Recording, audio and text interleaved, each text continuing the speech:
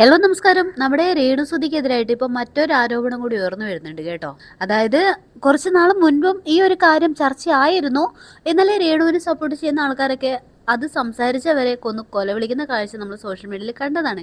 പിന്നെ ആ ഒരു കാര്യമൊക്കെ എല്ലാവരും അങ്ങ് മറന്നുപോയി. എന്നാൽ ഇപ്പോഴ് വീണ്ടും സോഷ്യൽ മീഡിയയിൽ ചർച്ചയായിട്ടുണ്ട്. അതായത് ആദ്യമൊക്കെ രേണുവിനെ സപ്പോർട്ട് ചെയ്യുന്ന ആൾക്കാർ തന്നെയാണ് ഇത്തരം കാര്യങ്ങളൊക്കെ പുറത്തു വിട്ടിട്ടുള്ളത്. അതായത് നമ്മുടെ രേണുവിന് ഈ ഒരു സ്വർണ്ണക്കടത്തായിട്ടോ സെക്സ് റാക്കറ്റൊക്കെ ആയിട്ടോ ഒരു കണക്ഷൻ ഉണ്ടോ എന്ന രീതിക്കുള്ള ചർച്ചയാണ് ഇപ്പോൾ വീണ്ടും ചർച്ചയായിട്ടുള്ളത്.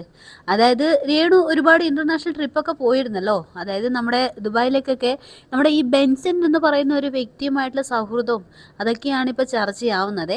കാരണം ഇതിനു മുൻപ് ഒരു നടി മരിച്ച ഒരു സംഭവം ഉണ്ടായിരുന്നല്ലോ.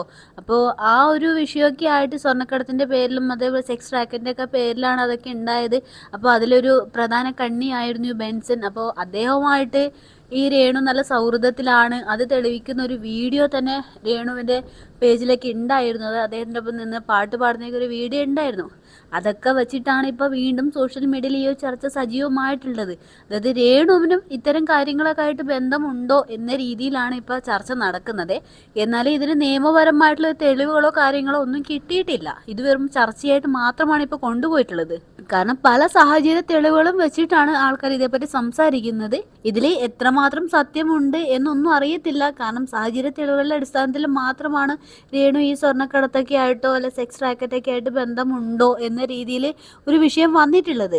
എന്നാൽ ഇതിനെതിരെ രേണു പ്രതികരിച്ചതായിട്ട് കണ്ടിട്ടില്ല. ചിലപ്പോൾ രേണുവിന് വയ്യാത്തത് കൊണ്ടായിരിക്കാം.